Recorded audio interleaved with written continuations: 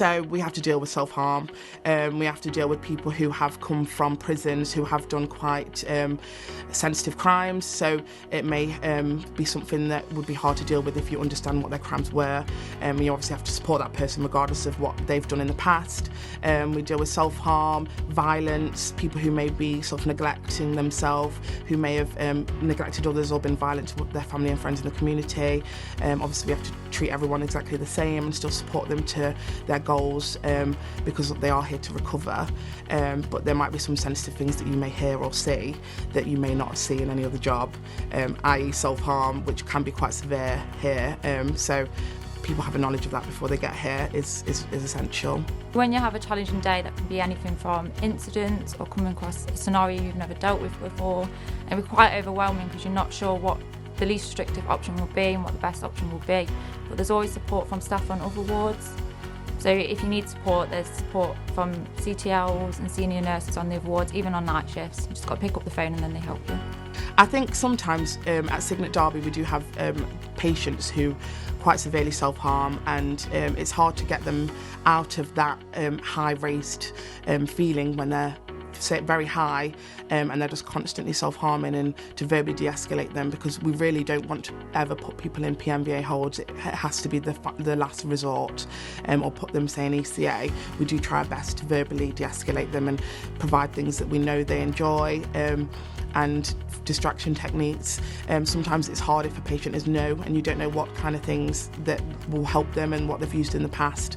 And obviously a lot of patients have self-harm for years and that's all they know, and it's trying to change their mindset and get them to a place where they don't want to do that and they want to live their life.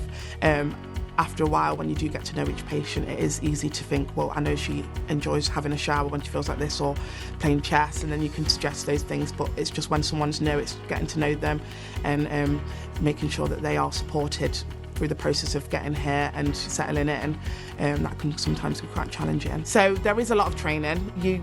And I'm not saying training is the only thing that you need here, but there is a lot of resilience training. There's a lot of training about how to deal with, say, working with sex offenders is a training that we do here. There's training of how to do notes and things like that, so you are given the support and you're not just dropped in straight away. You are able to read all the patient's files before you start so that you can see kind of what they've been through and why they're here. And you have got a lot of support from all the staff. After incidents, we always have hot debriefs or cold debriefs to make sure everyone's okay.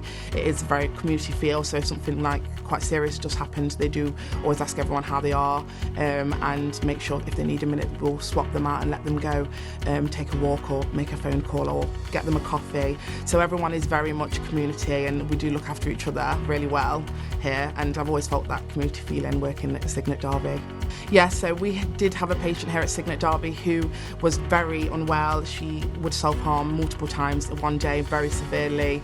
We had to have paramedics out here quite often for her. She was supported by the team and progressed through Cygnet Derby at Alveston Ward, and she currently lives in her own flat in the community. She has got a Band 6 job as a peer by example, which means she goes to other Cygnets now and supports peers who need help, who think that there's no end to their journey, and tells them how well she's done and how she's gone about it. So she's done amazing. She's got her own life, and she's living it, and it does happen often. It really does, and we do get people to that point. It just takes a little bit of time.